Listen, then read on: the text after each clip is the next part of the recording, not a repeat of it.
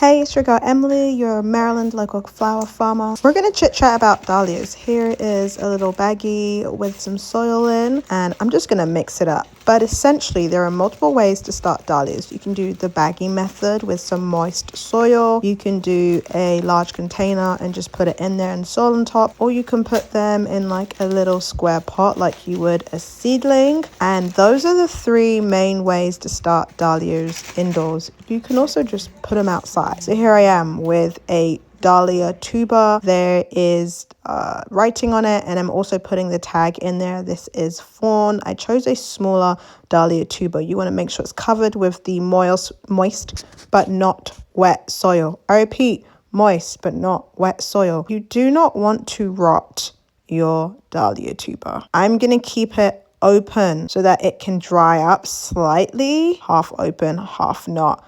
Don't forget, your dahlia tubers do not wake up until the temps are 65. Here's the second method. I have a little container and I'm just going to fill it up with soil.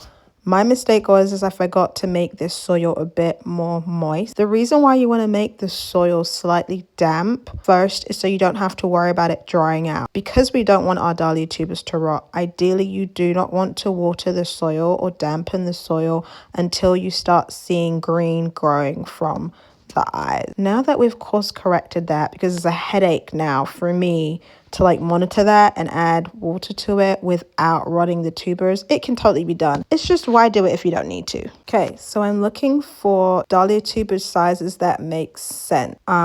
You don't want them to touch the outside of the container. I'm putting my tag in to keep them organized because I'm not growing as many mystery dahlias, and one of the annoying things is getting rid of the tag. So you want them to touch only soil and not touch each other. And just like the baggie method, which I think you have to be more careful of it in the baggie method, you don't want it to touch the side of the baggie. You just want it to be in soil. Think replicating real life conditions. As you can see, my tubers are all different sizes, and so I was really being intentional about that. So like at nighttime I wouldn't freak out and be like, oh my gosh, I didn't do this right. Don't forget to label your dahlia tubers if they didn't come labeled already with some Sharpie. It just helps. Should a label go missing, you know, prepare for the worst type of thing. So here you see me putting the dahlia in, and then I covered it with soil after putting in the tag. They don't have to be completely covered. I will say if you are a beginner at waking up your dahlias, it is easier if you cover it, including the neck, because the eye is coming from just above the neck. Okay, so as you can see, I fast forwarded, and here are 3 tubers in this little container. I think 2 out of 3 of them had eyes on, so I can tell they are good tubers.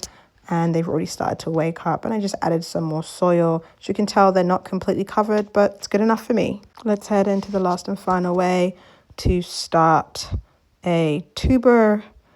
Using a regular pot, a regular little 4x4 pot, I think it is. I'm going to scoop out a hole, and because of the size, I'm just going to drop it in vertically. I am going to look to see if there's an eye, because I want the eye upwards. I don't want it on the bottom, and I actually spotted an eye. That was really quick, but I spotted it and I was like, perfect. I've been really trying to educate myself with growing dahlias, tubers, spotting eyes, dividing them. And so this was just a really easy, quick way that I thought other people might want to see my process too. And I will definitely do a follow-up of what this looks like 2 weeks from now. Hope y'all are enjoying waking up your dahlias.